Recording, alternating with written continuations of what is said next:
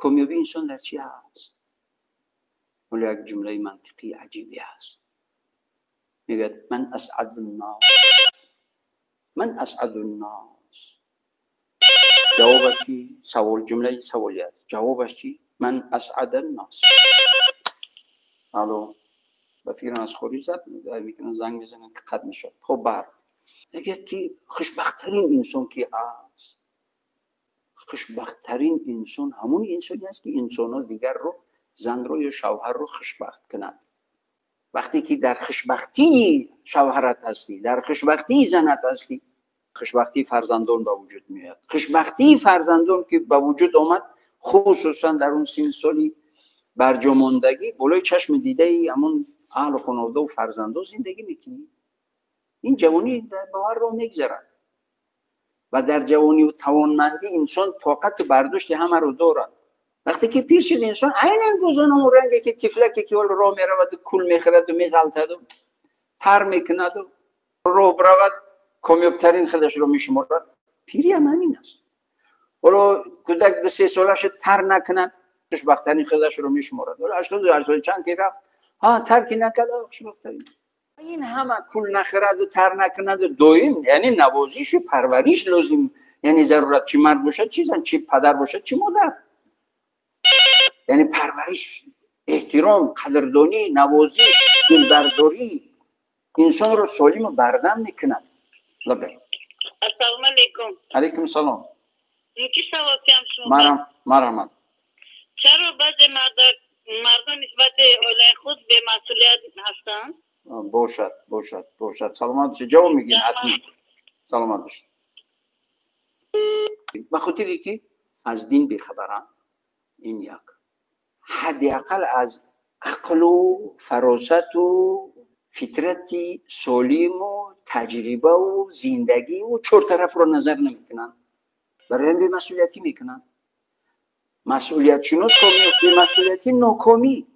حالا که نه دینداریش مستحکم است، نه دنیاداریش درک و فهم دارد در زندگی. لبک.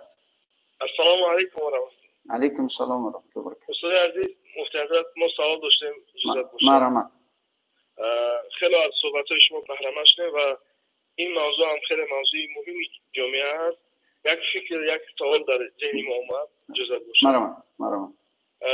همین مسئله ای که مرد بالای زن چی مسئولیت دارد، اگر در همین توضیح و شرح میداده؟ مرد بالای زن چی؟ بله، باشه. مرد بالای زن سلام. چی مسئولیت دارد از نگاه مذهبی حنفی؟ باشه، سلامت باشید. تشکر. خدا خیر برکت بده. موفق باشید. مرد بالای زن درست که احترام دارد، دیگه از یک طرفه نیست. یعنی این احترام یک طرفه نیست.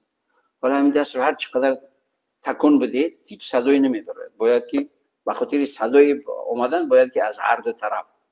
انسان‌ها یعنی فکر میکنن که چی؟ زندگی آسان است.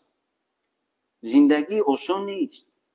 برای کامیاب شدن در زندگی طرفین باید که مهنت و زحمت زیادی بکشد، چی زن باشد چی مرد. ولی که مرد بالای زن درست که حق دارد و زن بالای مرد هم حق دارد. ولی هر دو طرف باید سعی تلاش کنن تا اینکه کامیاب شوند. اگر یک طرف حالا مرد هر چقدر که دارد، هر چقدر اظهار محبت کند، هر چقدر دوستداری کند، هر چقدر که کوشش و مهنت و زحمت بکشد، باز اون زن یعنی هیچ میل نکند و طرف دیگر بکشد، ناکام میشوند. برای همین این رو میگن حیات چی؟ زندگی چی؟ شریکی. و هر کاری شریکی مشکلی و دشواری دارد. یعنی هر چیزی که شریکی هست در اون دشواری و مشکلی هست. دهخونی شریکی، نمیدونم خانه شریکی، ماشینی شریکی، چیزی که شریکی باشه در اون دشواری است. همین حیات شریکی، زندگی شریکی است. هر دو طرف باید که فعال باشند برای کامیابی. کامیابی به خاطر چی؟ به خاطر که در تربیت فرزند کامیاب شوند. به خاطر که در تربیت فرزند کامیاب شوند. درست پس آدم پیر می شود. ولی فرزندان میآیند. فرزندان رو چگونه تربیت کردگی است؟ فرزندان رو چنان تربیت نکند که بعد وقتی که اون نیرومند و بازومند دیگر بقوت شدن بعد اون پدر و مادر زیر پا کنن، نه. از مناسبت بد به احترامی زن و شوهر فرزندو ناکام و فرزندو به رحم و ظالم می شوند.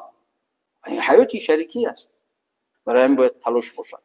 درست که حالا مرد بالای زن حق دارد.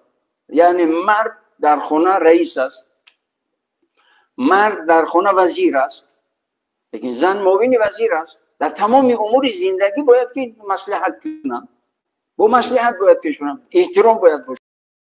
مناسبت زن و شوهر به خاطر چی؟ به خاطر که در تربیت فرزندان کامیاب شوند است.